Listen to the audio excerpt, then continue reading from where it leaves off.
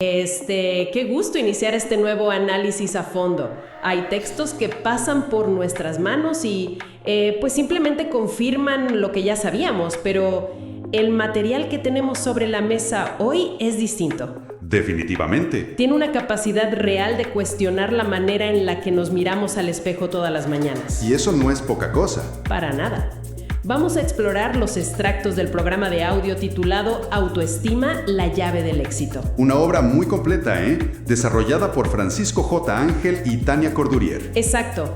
Y nuestra misión en este espacio es desmenuzar cómo se construye exactamente eso que los psicólogos llaman el autoconcepto. Que es la base de todo. Así es.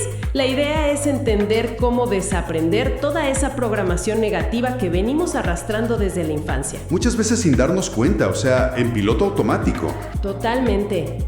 Y sobre todo, poner bajo la lupa las herramientas prácticas que proponen los autores para reconfigurar la mente. Herramientas que apuntan hacia el éxito y a mejorar de raíz las relaciones interpersonales. Ok, vamos a analizar esto paso a paso. La premisa fundamental con la que arranca este audio plantea algo muy profundo. Sí, una idea bastante poderosa. Dicen que el ser humano nace siendo básicamente bueno y con un potencial ilimitado. Claro, es un punto de partida optimista. Sí, y los autores sostienen que si a lo largo de la historia humana una sola persona ha logrado superar la miseria, la tristeza o el fracaso más absoluto, pues esa simple existencia abre la puerta para que el resto de la humanidad pueda hacer exactamente lo mismo. Básicamente nos dicen que la capacidad de triunfo ya viene instalada de fábrica. Ándale, justo así. Es una misión de la naturaleza humana fundamentada en una lógica muy estructurada. A ver, cuéntanos más de eso. Pues el contexto que establecen los autores nos dice que la única diferencia real entre las personas que logran sobreponerse a la adversidad y aquellas que se quedan estancadas radica en las decisiones tomadas. Las decisiones. Sí, y de manera crucial, en la información que se ha depositado en la propia mente con el paso de los años. O sea, no es un tema de suerte. Para nada. No estamos hablando de un destino inamovible o de una genética privilegiada, sino, digamos, del software mental que opera en el fondo. Me encanta esa analogía del software. Y para quienes nos escuchan, comprender este mecanismo resulta de una relevancia monumental. Especialmente hoy en día. Exactamente. Hoy el entorno está lleno de presiones externas, de expectativas a menudo inalcanzables. Y de una sobrecarga de información que aturde a cualquiera. En un escenario así, entender cómo funciona nuestra propia programación mental se convierte en el atajo definitivo. Es como encontrar el manual de instrucciones. Sí, es una herramienta indispensable para alcanzar no solo metas profesionales, sino algo mucho más escaso hoy en día. Que es la verdadera paz mental. Justo eso. Y para empezar a desenredar esa programación, el material hace una distinción muy útil sobre lo que es y lo que no es la autoestima. Un término que, la verdad, a veces se desgasta de tanto usarlo. Sí, lo escuchamos en todos lados. Los autores aclaran de entrada que la autoestima no tiene nada que ver con el egoísmo. Qué bueno que hacen esa pausa para aclararlo. Sí, dicen que no es altanería, ni se trata de andar por la vida alardeando de los logros propios o pasando por encima de los intereses de los demás. Conceptos de inmediato para no caer en trampas. Esa máscara de arrogancia tiene de hecho un costo altísimo. Y mucho desgaste de energía. Claro, y suele ser el síntoma principal de una autoestima fracturada. Entonces, ¿qué sí es la autoestima según ellos? Lo que el material define como verdadera autoestima es un acto de aceptación radical. Aceptación radical. Me gusta cómo suena. Implica aceptarse tal y como uno es en este preciso momento con luces y sombras. Sin filtros. Exacto. Es la capacidad de reconocerse como un ser humano valioso, digno de respeto. Y tener la certeza inquebrantable de que se merece amar, ser amado y disfrutar de una buena vida. Que funciona como un motor interno, un motor que impulsa el autocuidado. Y cuando existe ese alto nivel de amor propio, las expectativas que uno tiene sobre su propio futuro apuntan naturalmente hacia arriba. Simplemente porque la persona se considera merecedora de ese bienestar. Aquí es donde la cosa se pone muy interesante. A ver. Porque si esta autoestima es una condición tan natural en el ser humano, la gran pregunta es, ¿en qué momento se pierde? Ah, claro. ¿Dónde ocurre la desconexión? Para responder a esto, los autores introducen el concepto del autoconcepto. Que es básicamente el catálogo completo de creencias que tenemos sobre nosotros mismos. Exacto. Lo que creemos que somos capaces de hacer, lo que sentimos que merecemos y cómo interpretamos que deben ser nuestras relaciones. Y resulta que esta base de datos central de la personalidad se formó casi en su totalidad durante los primeros 6 años de vida. Eso es impactante. Llegamos al mundo como un lienzo en blanco. Completamente en blanco. Y todo lo que aprendimos sobre nuestra identidad nos lo dictaron los padres, los tutores, los maestros y cualquier adulto significativo en nuestro entorno. Y no siempre con la mejor precisión. Para nada. De hecho, para ilustrar lo defectuoso que puede llegar a ser este aprendizaje inicial, el material expone una anécdota que deja mucho en qué pensar. La historia del niño en la escuela. Sí, hablan de un niño en edad escolar que realmente se esforzaba, estudiaba horas, pero siempre obtenía malas calificaciones. Una situación frustrante. Muchísimo. Ante esto, sus maestros asumieron que había un problema de aprendizaje. Y los padres frustrados terminaron etiquetándolo. Con frases durísimas como, es un niño muy trabajador, pero la verdad es un poco tonto. ¡Qué fuerte! Y el niño absorbió esa etiqueta, la internalizó y construyó su autoconcepto sobre esa base. Él pensaba, no importa cuánto me esfuerce, soy trabajador pero tonto. Vivió años con esa identidad marcada. Hasta que pasó lo del médico. Sí, tiempo después, un examen médico reveló que el niño no tenía ningún problema de aprendizaje. Ninguno en absoluto. Lo único que necesitaba eran anteojos. No podía ver bien las lecciones en el pizarrón. Lo fascinante de esto es cómo desnuda la tremenda fragilidad de la identidad durante la infancia.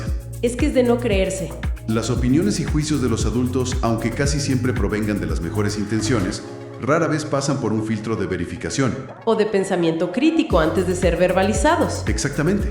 Para la mente de un niño de 5 años, la palabra de sus figuras de autoridad es la ley absoluta. Es la verdad irrefutable del universo. El niño del ejemplo no tenía las herramientas para cuestionar si la evaluación de los adultos era correcta.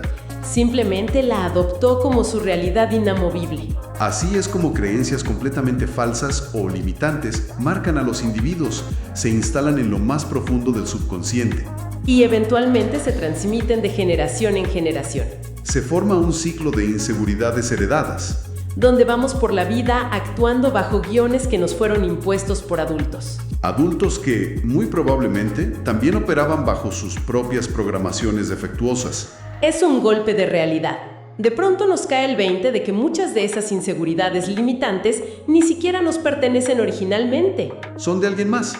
Y el análisis del audio va un paso más allá al desglosar errores de crianza muy específicos que dejan cicatrices enormes. Sí, destacan 2 errores masivos en la educación temprana. El primero es la tendencia a confundir la conducta con la identidad. Un clásico. El ejemplo es cuando un niño comete una torpeza, tira un vaso de agua y el adulto reacciona diciendo, eres un niño malo. En lugar de señalar la acción y decir, lo que hiciste estuvo mal, se ataca directamente al ser. Exacto, y el niño no tiene la capacidad de separar el acto de su persona. Así que graba en su mente la idea de ser intrínsecamente malo. El segundo error es todavía más común en nuestra cultura y mucho más doloroso. Condicionar el amor. Son esas frases lapidarias como, si no haces lo que te digo, ya no te voy a querer. O, si te portas mal, me voy a ir y te voy a dejar solo. Para un infante, el amor y la presencia de sus cuidadores es literalmente una cuestión de supervivencia biológica. Por lo que estas amenazas detonan una angustia existencial terrible. Si conectamos esto con el panorama general del desarrollo humano, las repercusiones en la edad adulta son devastadoras. Ese condicionamiento del amor no se evapora al crecer. Se transforma. Sí, termina creando adultos que transitan por el mundo laboral y personal con un terror paralizante al rechazo.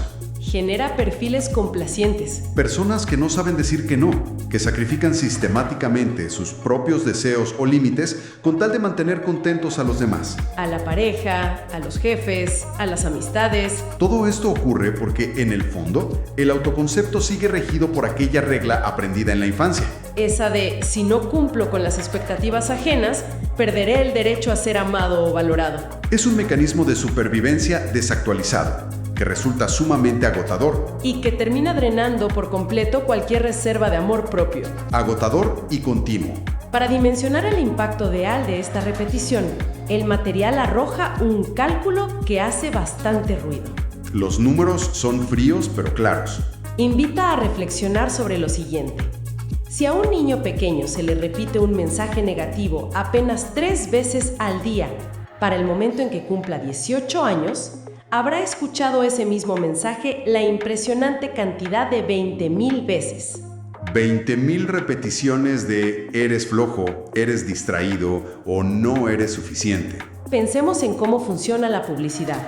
Si vemos un anuncio 20,000 veces, terminamos comprando el producto. De la misma manera, el cerebro humano operará bajo esa creencia negativa como si fuera una ley de la gravedad. Esa cantidad de condicionamiento crea surcos neuronales profundos. Y los autores utilizan una analogía muy atinada al comparar esta programación arraigada con un casete automático. Una cinta que se reproduce sola. En segundo plano, saboteando silenciosamente la autoestima mediante 4 armas principales. A ver, ¿cuáles son? La primera arma es cualquier insulto o crítica que la persona se dice a sí misma en su mente. Esos latigazos silenciosos al cometer el más mínimo error. Exacto.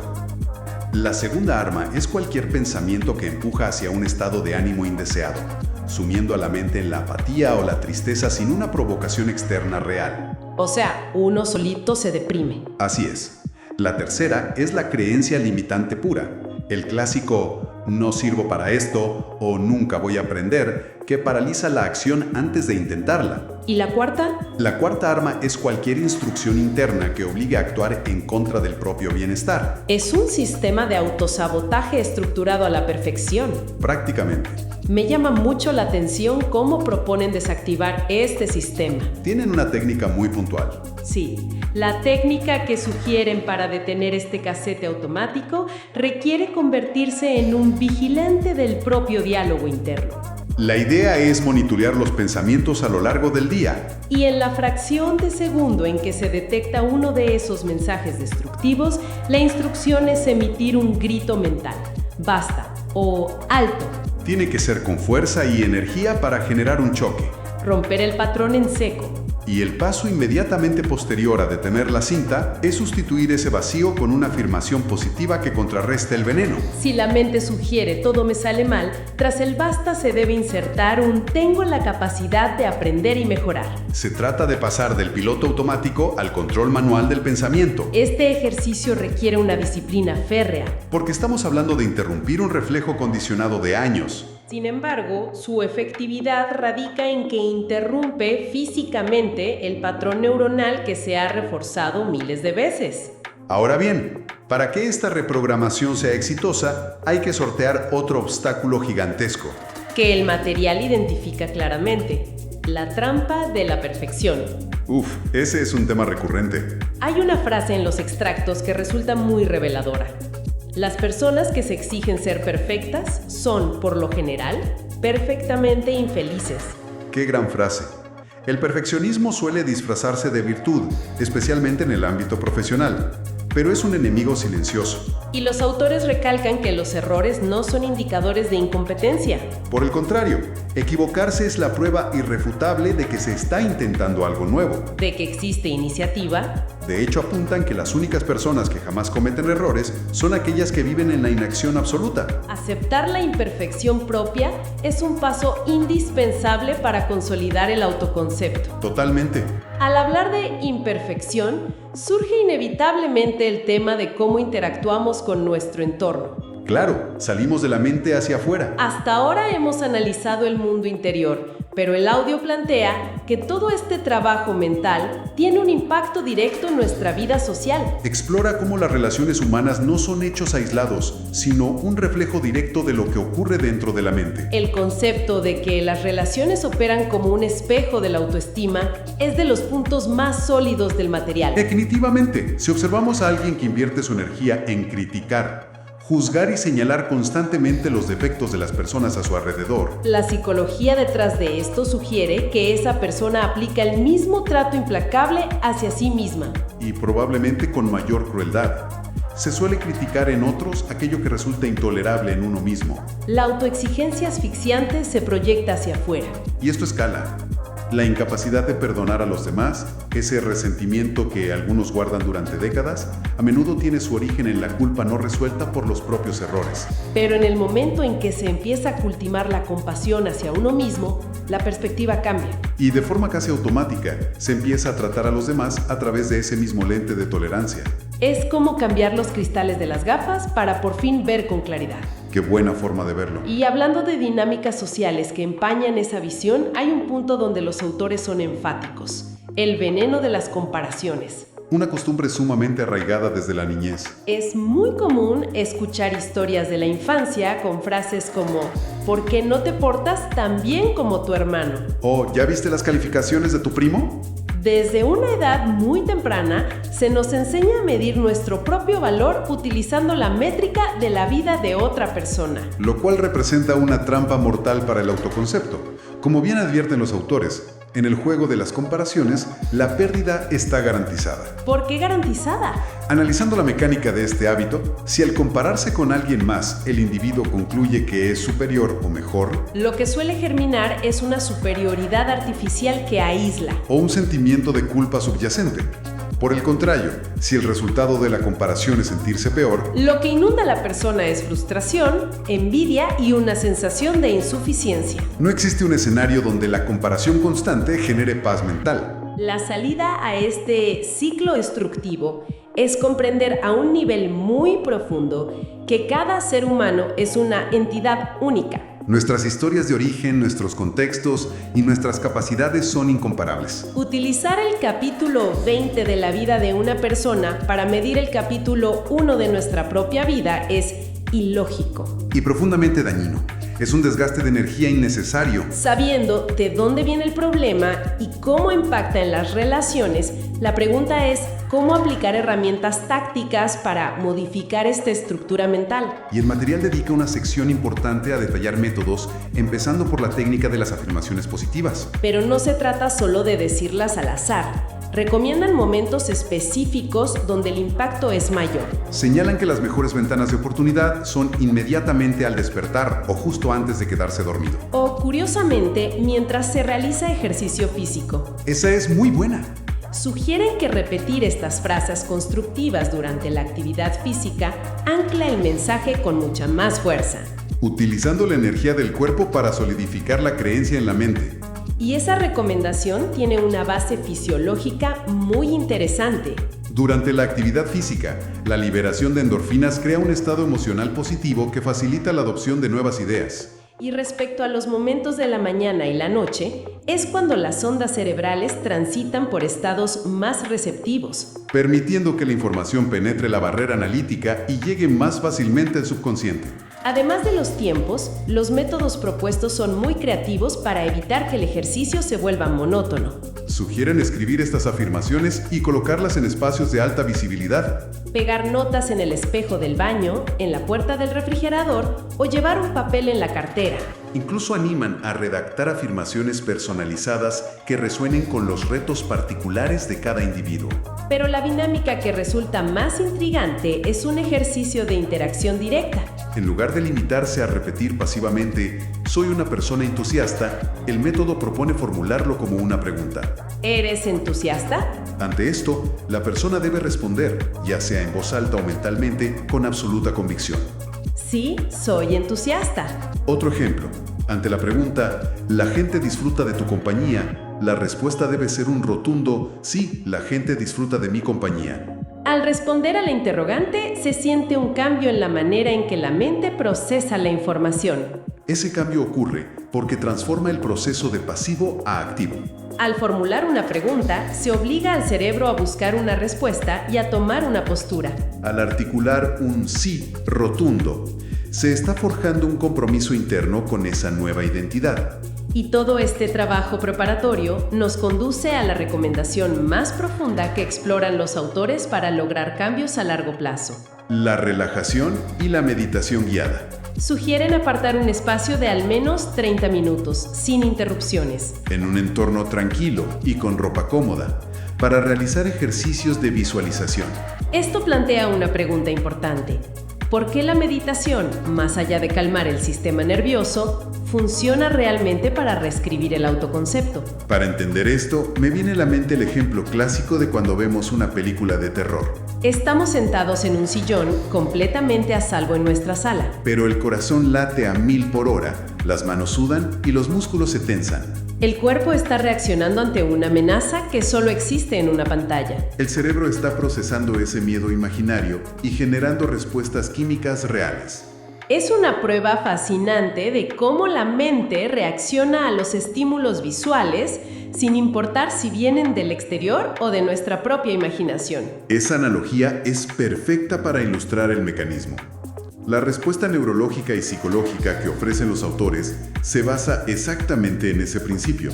El subconsciente humano, que es el área donde residen nuestras creencias más profundas y nuestro autoconcepto, no posee la capacidad analítica para distinguir entre un evento real y uno imaginado. Al menos uno imaginado con un alto grado de intensidad y detalle. Sabiendo esto, el ejercicio de meditación se convierte en una sala de simulación.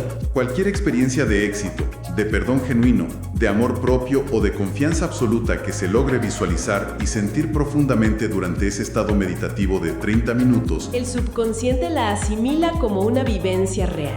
Queda registrada en el historial de la mente como un hecho consumado. Y al asimilarla como parte de su realidad, el cerebro modifica de forma natural las actitudes, el lenguaje corporal y las decisiones de la persona al enfrentarse al mundo exterior. Es utilizar la propia biología a favor del crecimiento personal. Para ir agrupando todas estas ideas y hacer una recapitulación del análisis, el mensaje central que emerge es muy liberador. Los autores nos invitan a reconocer que la personalidad actual es el resultado de miles de factores del pasado. Las circunstancias del hogar de la infancia, las frustraciones de los maestros, la cultura en la que se creció. Sin embargo, la revelación fundamental es que ese pasado, con todo su peso, ya no existe. Ha desaparecido. Por lo tanto, carece de poder real sobre las decisiones del presente. Menos que se le otorgue permiso para seguir dictando el comportamiento. Un aspecto muy valioso de esta obra es que el objetivo de aplicar estas herramientas no es imponerse la obligación de ser alguien diferente, ni fabricar una personalidad falsa basada en el reproche constante. La meta es, sencillamente, quitar las capas de programación impuesta para permitir que aflore la persona que siempre se ha sido en el fondo. Es un enfoque trazado desde una profunda empatía. Y es vital señalar que a lo largo de este material, los autores evitan posicionarse como jueces morales. No establecen reglas estrictas sobre qué está bien o qué está mal en la trayectoria de cada individuo. Su intención se percibe como un deseo genuino de facilitar herramientas comprobables para mejorar la calidad de vida. Y encontrar alivio emocional. Llegar a la comprensión de que gran parte de los miedos y las limitaciones propias fueron códigos insertados por terceros en una etapa de vulnerabilidad. Eso permite soltar una carga tremenda. Otorga la libertad de sentarse hoy mismo, con las facultades de un adulto consciente, a reescribir ese código mental bajo términos propios. Es una oportunidad para tomar las riendas de nuestro propio guión. Ha sido una exploración detallada que invita a observar cada pensamiento que cruza por la mente con mucha más curiosidad y menos juicio. Y antes de concluir, valdría la pena dejar una idea flotando en el aire. Un pensamiento inquietante pero necesario para la reflexión personal de la audiencia.